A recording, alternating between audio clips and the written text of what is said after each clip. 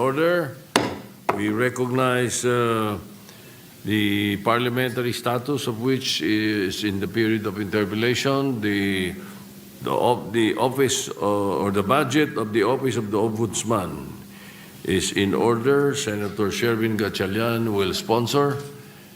And yes. I correct my earlier motion, Mr. President, to interpellate the good gentleman from Tarlac and Pampanga, Senator Dante Marcoleta. Senator Dante Marcoleta is recognized to interpellate. Mr. President, allow me to sponsor the budget of the Office of the Ombudsman. We respectfully submit for the body's consideration the fiscal year 2026 proposed new appropriations for the Office of the Ombudsman amounting to 6.5 billion pesos. Thank you, Mr. President.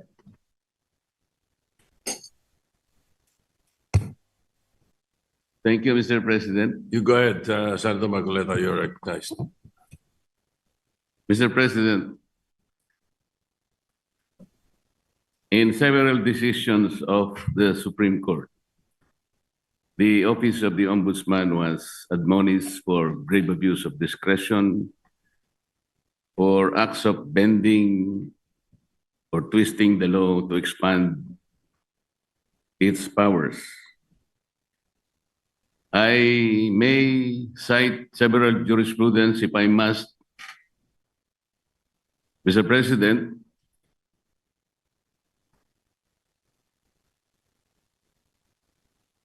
if I will be required.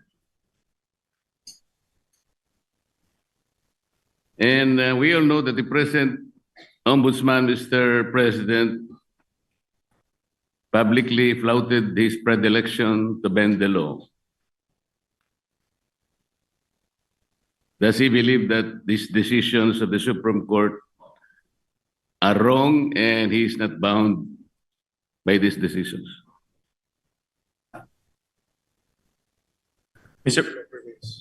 President, the new ombudsman intimated to me that his direction is to abide by the Supreme Court decision, and the rule of law is supreme. And therefore is not correct, and there is no basis for flouting those statements publicly declared that bending the law is all right, provided that he is not breaking the law. Mr. President, it's a figure of speech, Mr. President. Mr. President, why figure of speech? The Office of the Ombudsman is a high office. We are not supposed to be guided by figures of speech. Our people might be misled into believing that it's all right to bend the law, provided we do not eventually break it. It should be explained succinctly, Mr. Speaker. It should be explained very well that that is not correct. That he was wrong in saying that. He was very wrong in confirming and even affirming that publicly in one of our hearings in the Blue Ribbon Committee. Can we expect that, Mr. President, for the Ombudsman to do?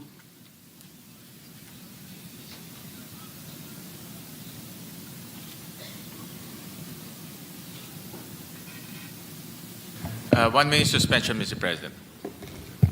Session suspended.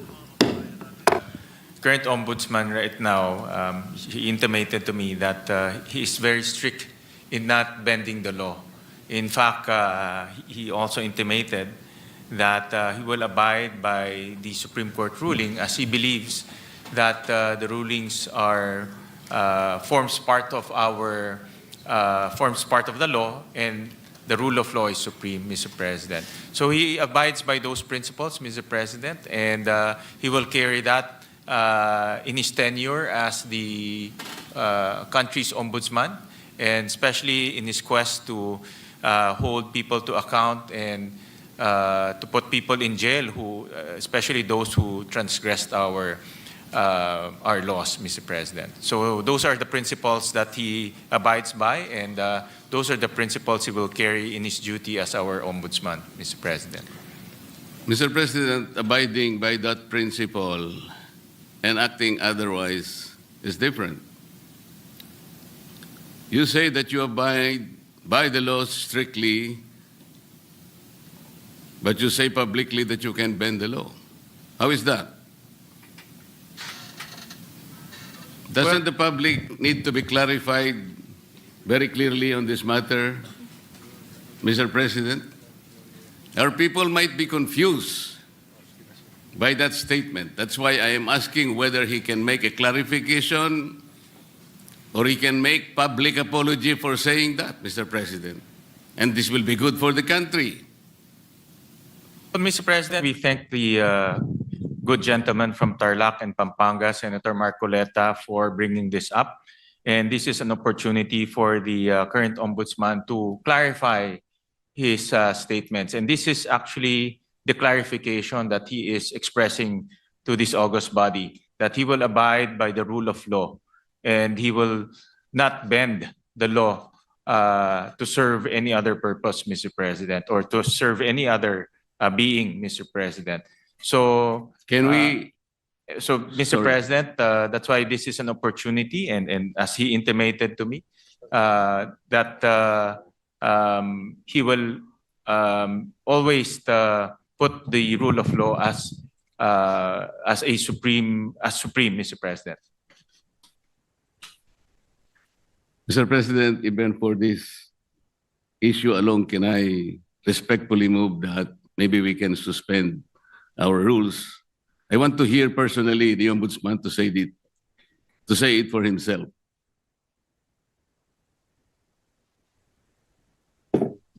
One minute suspension, Mr. President. Session suspended. What is your pleasure after that motion? Mr. President, with all due respect to the good gentleman from Tarlac and Pampanga, the Senator Marcoleta, we have very, very rarely given way to such a motion to suspend the rules, especially during budget plenary deliberations, with all due respect to Senator Marcoleta. So I apologize that it may not be possible also this morning, Mr. President. So therefore, we are not entertaining the motion.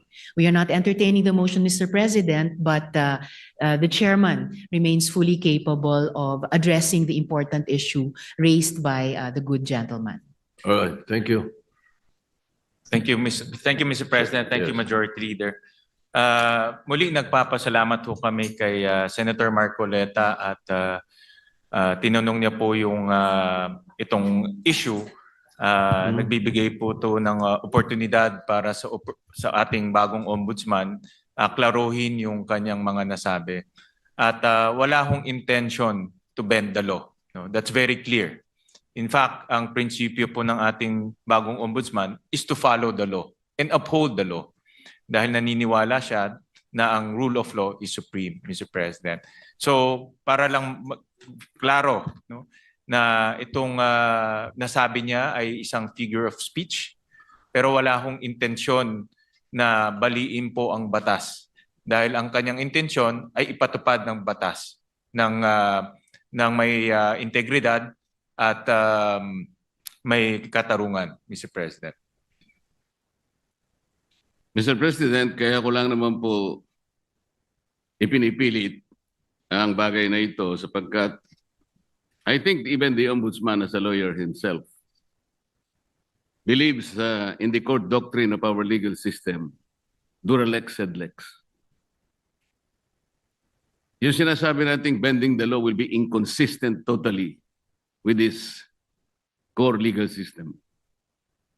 Hindi mo po pwedeng kahit na konti.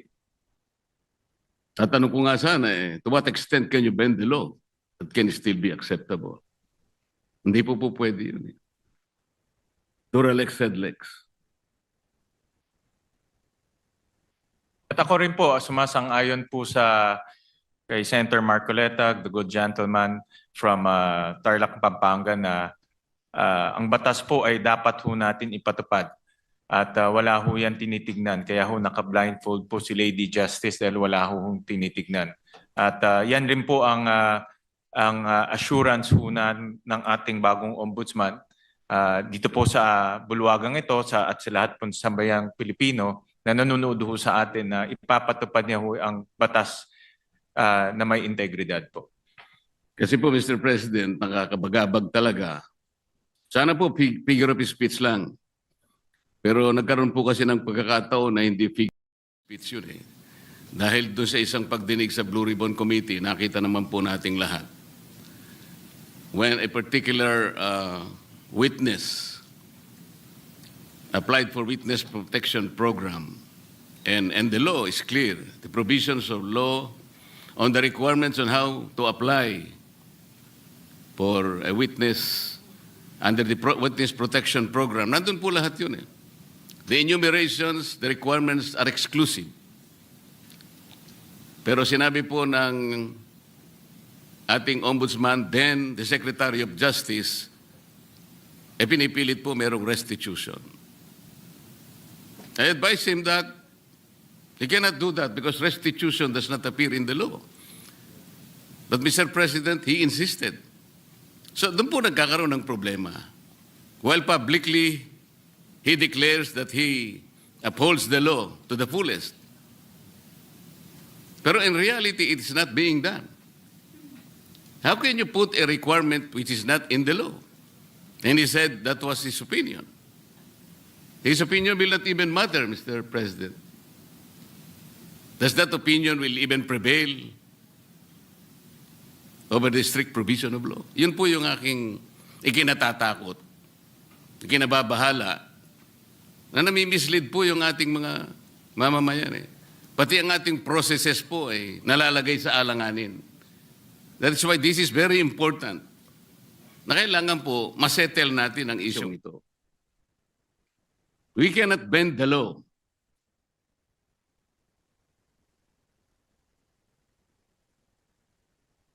Kasi po, kapag pinanatili natin yun, it is as if the ombudsman has the power to refine the law or even revolutionize the law.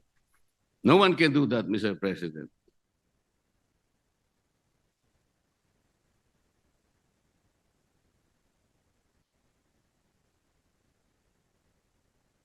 Kasi po, tingnan na, ito pa po yung nakakabagabag. Still falls on this very subject, Mr. President.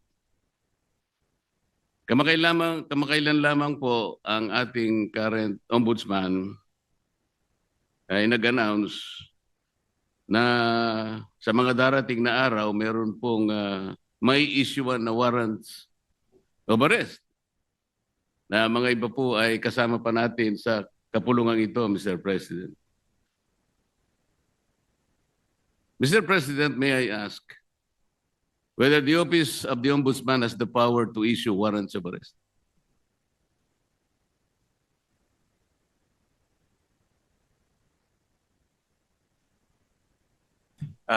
No, Mr. President. Ang trabaho na ho nila, ang pinaka-responsibility ho nila is to ensure accountability, Mr. President. Tama naman po yun at ako'y naniniwala. Pero bakit niya po kaya nasabi yun that on such a particular date, warrants of arrest will be issued? Does he think that he can preempt the Sandigan Bayan or even the RTCs, Mr. President, to issue the warrants?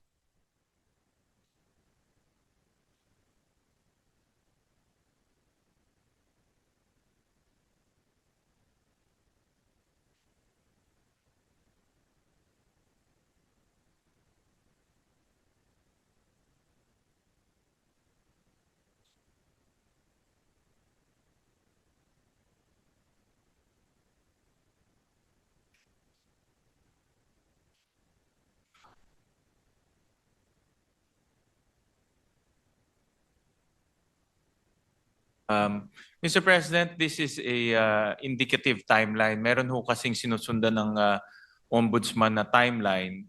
At base po doon sa mga nakita nilang ebidensya, nakita ho nilang mga krimen na ginawa po ng iba't ibang personalidad. Kaya po ito ay parte lang po ng kanilang timeline. At yun lang naman po yung inexplain ng kasalukuyang ombudsman, Mr. President. Mr. President, the Office of the Ombudsman is following a timeline. So paano po niya nasabi na on December 5th? Ano na yun? Anong date po ba yun? Ito po yung nakakatakot, Mr. President. Paano po natin mapapaniwalaan na sa timeline na sinet ng Ombudsman, may palalabas niya yung warrants of arrest? Hindi ba ang ibig sabihin nito, pwede niyang i-preempt ang decision ng Sandigan Bayan or the RTCs because he's following a timeline.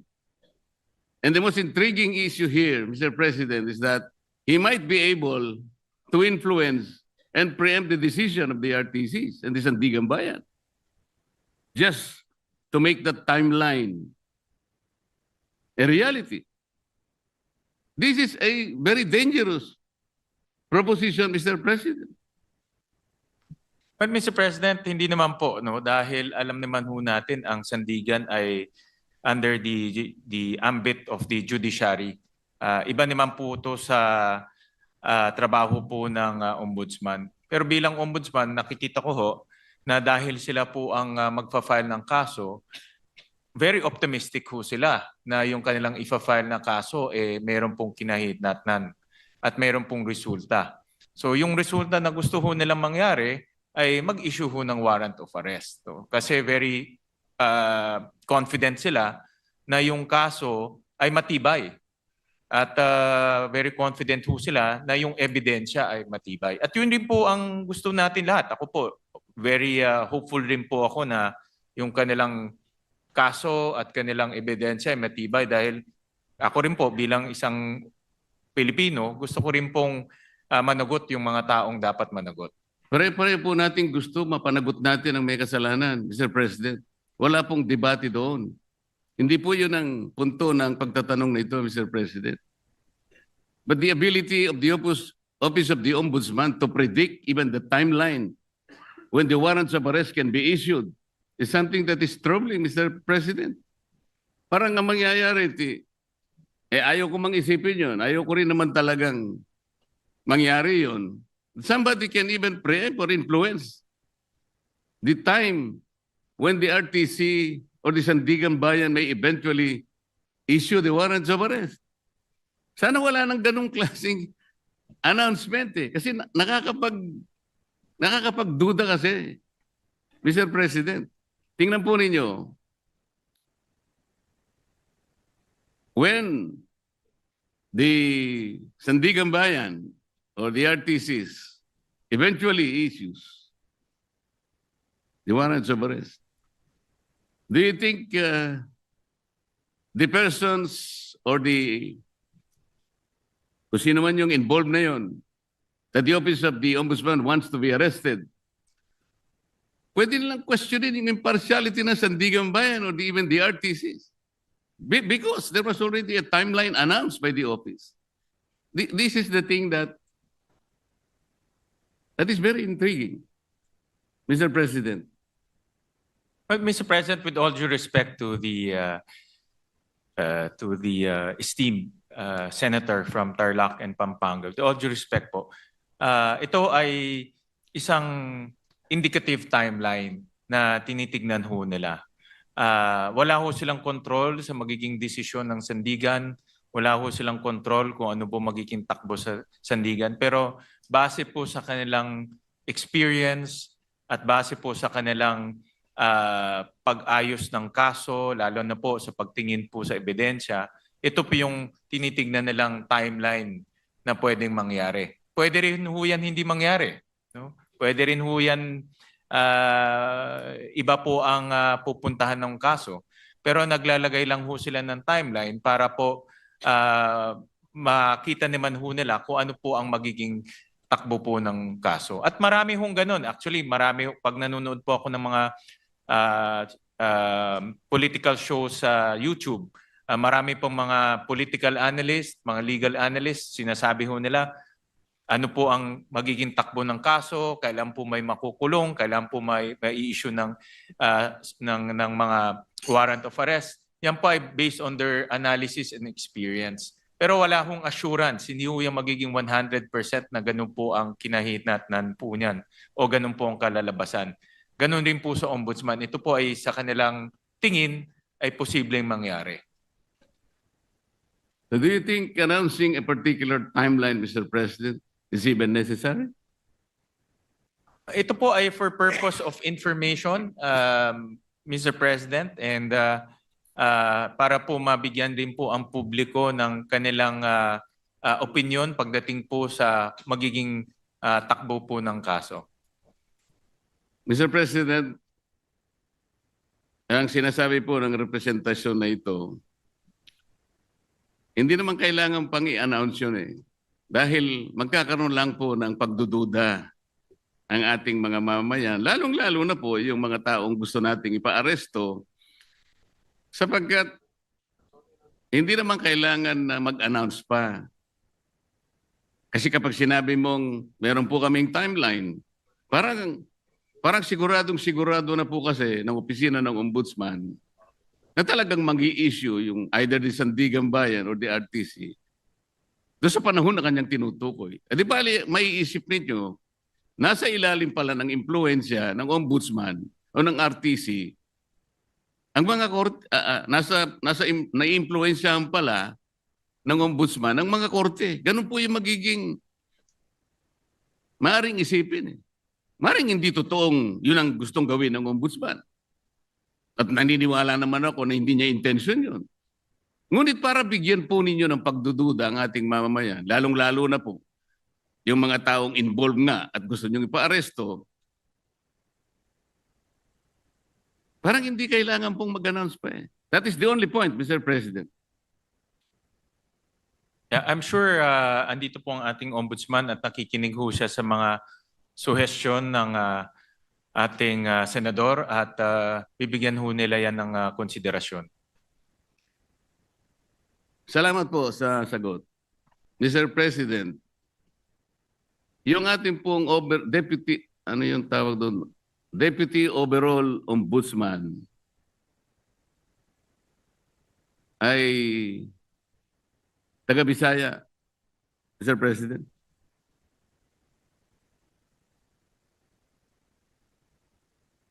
Yung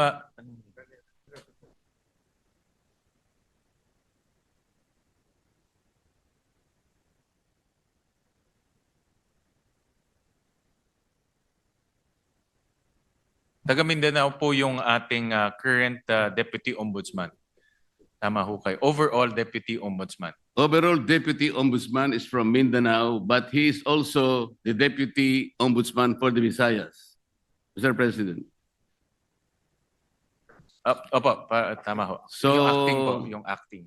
the overall Deputy Ombudsman and also the Deputy Ombudsman for the Visayas regularly travels from his place to Luzon and nga magastos po yun. Necessary po ba na sino po nagmamanage sa Ombudsman Office sa Cebu?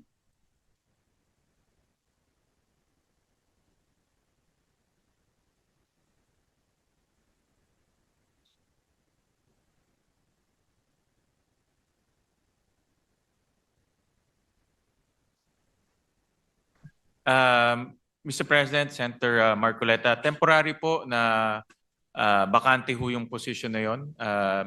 Pero later on ho, ma-filled up rin ho yung position. Pero sa ngayon po, dahil bakante ho yun, minomonitor po ng ating ombudsman itong mga opisina ito gamit po ang modernong teknolohiya tulad po ng Zoom, tulad po ng conference calling. So in other words, hands-on po ang ating ombudsman na sinisigurado niya itong mga opisina na ito ay tumatakbo ng maayos. Alin po yung bakante, Mr. President, yung overall Deputy Ombudsman o yung Deputy Ombudsman for Visayas?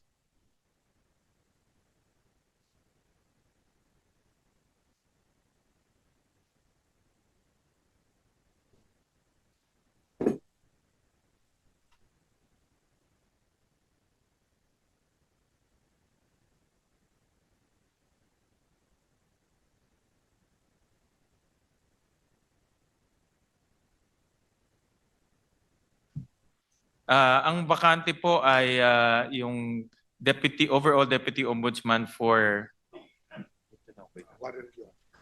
ito po ang bakante po. Yung overall Deputy Ombudsman ang bakante po. Yes. Dahil po suspended yung current overall Deputy Ombudsman.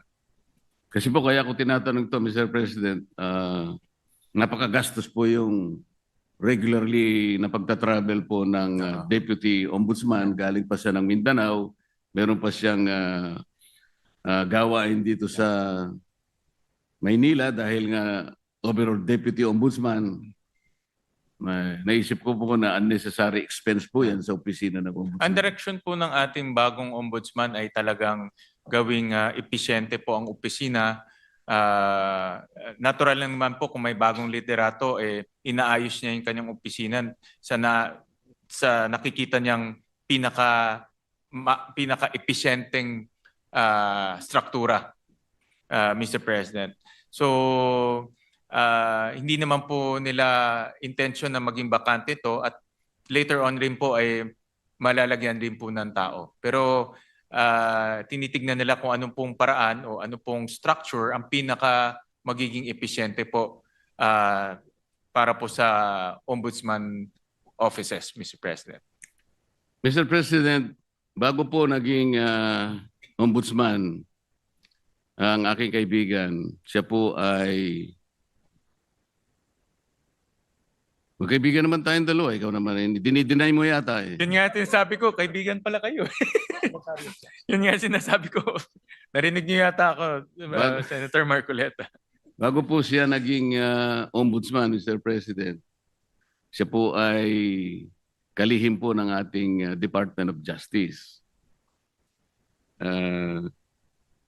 Yun naman pong, dahil nag-retire po yung ating dating ombudsman, Samuel Martires, nagkaroon po ng acting ombudsman. Siya po ay si overall Deputy Ombudsman Dante Vargas. Kapangalan ko pa siya. Nasaan po siya? Salamat po.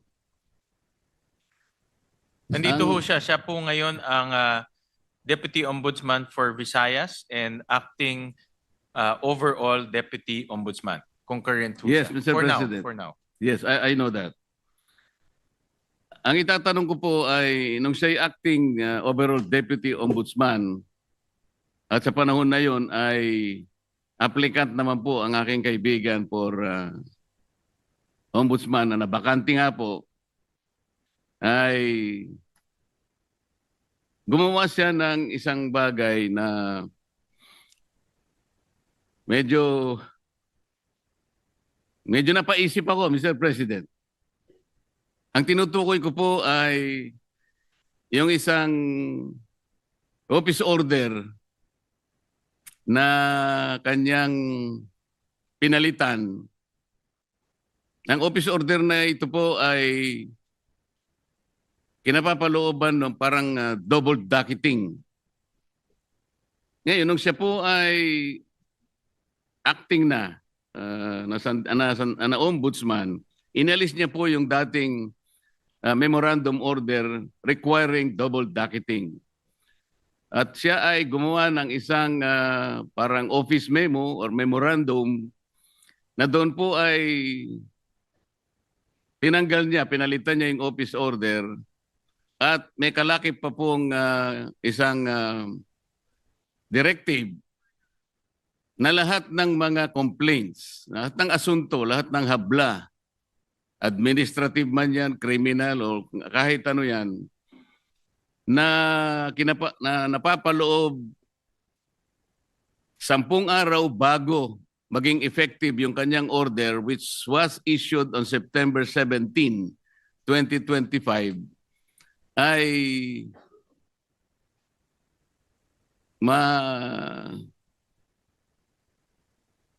mawawala po yung sa docket. Ibig sabihin, ma-undocket yung mga complaints. 10 araw bago ma-issue yung kanyang memorandum circular or memorandum order. Mr. President, nagkataon po, kung di ako nagkakamali, September 15 yata, ay nag-file ng complaint sa maraming opisyales ng ating pamahalaan. Kasama po yata si noon ay dating Secretary of Justice, ang aking kaibigan. Sa Makati, napaloob po siya doon sa 10 araw na siya sinasabi doon sa kanyang directive na mawawala po yung docket. Ang ibig sabihin po noon, Mr. President, pag nawala yung docket number, hindi na siya magiging active case kung hindi siya ay malalagay sa kategoriyaan na mga cases under evaluation. Ibig sabihin, Mr. President, wala pang active case, wala pang kaso. Sapagkat nawala ng visa yung naunang office order ng dating Ombudsman Samuel Martires. Yun po ang naging daan, Mr. President, kung kaya nakapag-issue ng clearance ang opisina ng Ombudsman. At dahil nga po, mistulang walang kaso laban sa aking kaibigan, nasama siya doon sa shortlist na pagpipilian ng ating Pangulo na susunod na Ombudsman ng ating bansa. Mr. President, wala bang, yung ba pangyayaring yun ay, is there something much to be desired in the entire process, Mr. President? Parang ang nangyari, nakagawa ng gano'n yung overall ombudsman nang hindi naman maliwanag what is the visible public service na pwedeng nakamit ng ating mamamayan doon sa ginawa niyang pagpapalit ng office order. Hindi kaya lang ginawa yon para mapagbigyan ang aplikasyon ng aking kaibigan at makakuha siya ng clearance upang sa ganon eventually he will be included in the shortlist to be submitted to the office of the President, makasama sa pagpipilian bilang ombudsman. Yun po yung aking gustong malaman, Mr. President.